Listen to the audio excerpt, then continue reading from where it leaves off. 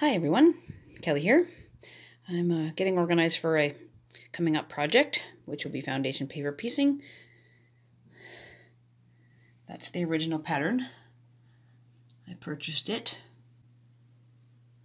as a PDF download from Silver Linings Originals. They've got a lot of good animal patterns if you're interested in that. So I've got all the color codes for the pattern here. I've written down which fabric is which. There are 2 darker grays and black, 2 lighter, fold it over there, lighter, that light gray and the light gray, and then there's also white,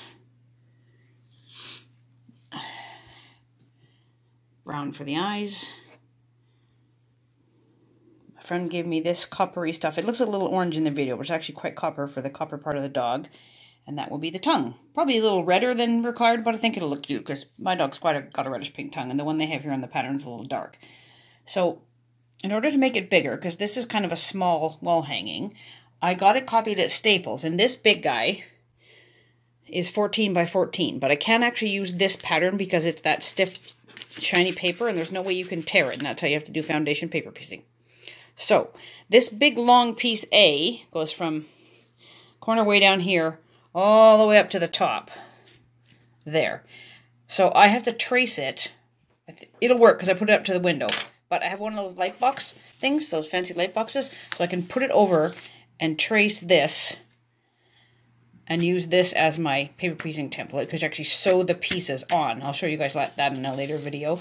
And this big pattern, which is the finished product, will turn out at 14 inches square. And because you do the paper piecing the wrong way, like the dog looks like it's looking off to the left now, the way it's finished, it will actually be looking off toward the right when I have it all done. And this will be like my master copy. And I wasn't sure how big I wanted to make it, so I also got printed at Staples a 12 by 12 one. Now, we've got some soccer friends that have a Bernese Mountain Dog, a female, that we look after sometimes. So if this one turns out successfully, and I've got loads of these gray strips left over from another project, I'll probably make a wall hanging for them too. And because all of my dog fabric, the fur part, is solids, the background is this bluish color. I thought the colors just pop nice, so that can be a nice background. I'll probably use the binding. Yeah, probably bind with it too. Maybe even make a border. I don't know. Yeah, we'll see. And then that's a pattern. So then all the other highlighty kind of colors are a pattern too, rather than solids. So for the other parts of the big pattern that I can trace out that aren't humongous and long and need to be done with 8.5 by 11, I can use my paper piecing paper and just trace out the corner like I need to see. Like, you're supposed to do them in order. So section A goes first. And then I have to make section B, which is this bit in here with has the eye on it. And then you sew them together. And that little red circle just means that's a very important intersection that you have to have meet. Then I make C, sew it on to B, etc., etc., etc. So as long as the piece here is small enough that I can put with the other paper, then I will, because it's easier to sew through and easier to tear off. But copy paper works in a pinch too. I've done it before and it's fine. It just isn't the best. So that's where we are for right now. And when I get going on it, I will show you how it goes. Bye for now.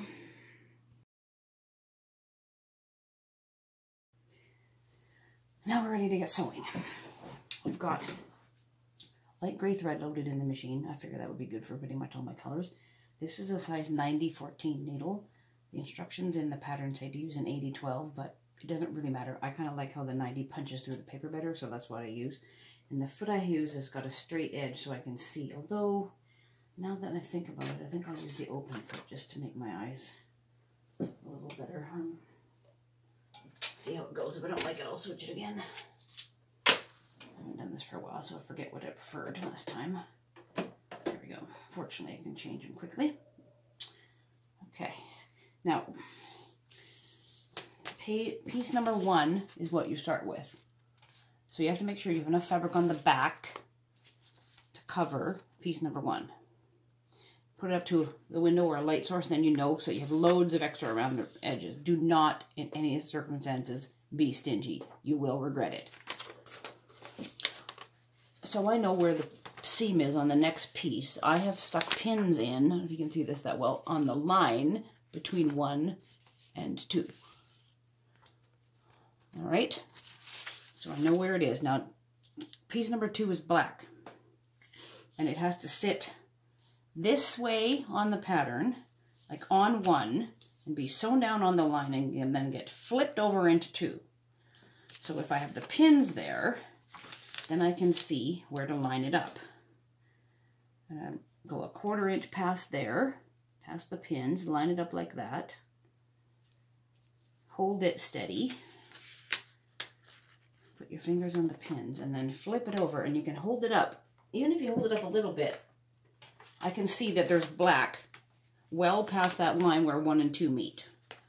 All right, so set it down carefully without shifting your fabric around. The machine is also set to 1.5 because you need a small stitch length. It's just easier to tear the paper off later. So maneuver yourself in there carefully. Make sure you don't have anything flipped over. Start a little bit before you need to, like about 3-4 stitches. You can always pick it out later if you have to. And then in, and you sew right on that line. It does take a bit of doing because now you have a short stitch length, so just go slowly and carefully. See what the pins as you need to. I hope you guys can see what I'm doing. I'm trying to get my hand out of the way. It's really hard to zoom in when filming with my phone.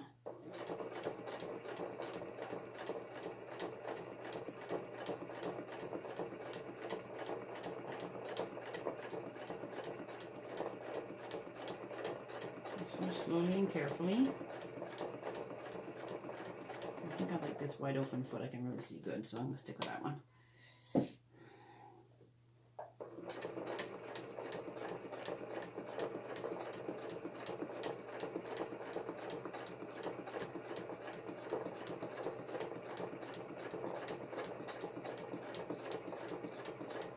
And then at the end, you go just past it a wee bit too. A couple more stitches. One more, just make sure. Okay, out she goes. Take your threads off.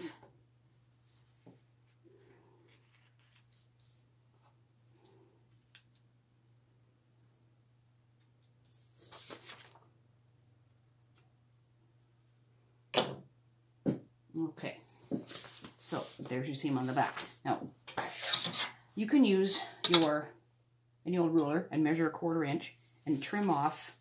So this is 1/4 inches. So what you do, what I've got, it's I think it was CM Designs. It's called an add a 1/4 ruler. There's an edge here at the top.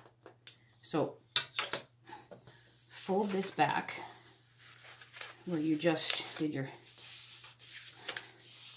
seam line, and then you can take this edge and butt it right up to your stitching line on the back here. And then you take your rotary cutter, on your mat of course, and cut there, and you have your 1/4 inch. Make sure you fold the paper out of the way because you don't cut your pattern, and make sure you have, if you've sewn it right, then it's obvious where it's going to go. So you do this first, and then you press it open. So that's how you do it. I'm not going to do the pressing part because that's boring. So we'll carry on later on with a bit more sewing. Bye for now. There's the whole pattern that I'm using as my template copy and then tracing onto the paper. So as you can see, it looks like I have to sew section E to section D, then add those to section B.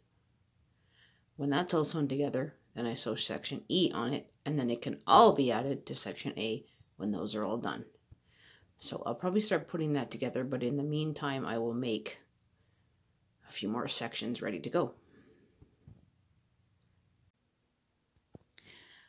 Sections A, B, C, D, and E of the Bernese Mountain Dog wall hanging paper piecing pattern are finished. D looks a little weird, that one in the middle, because I had to sew 2 pieces of fabric together and then attach them to the rest of it in a slightly different manner than the usual paper piecing, more like regular seam. So I left myself extra on that right hand edge to make sure I had enough. That will be trimmed down. You can kind of see, although we'll show you on the pattern, that I have to sew piece C on the top right there to piece D and then to piece E, so it looks like one long thing. And then B also goes on there, or maybe, oh, no, wait a minute, I lie, sorry about that. It's actually C to D, and then those go on to B, and then all 3 of those, once they're a chunk, get sewed on to E. And then it goes on to A, so it's like kind of like a puzzle, putting it together. More to come as I carry on.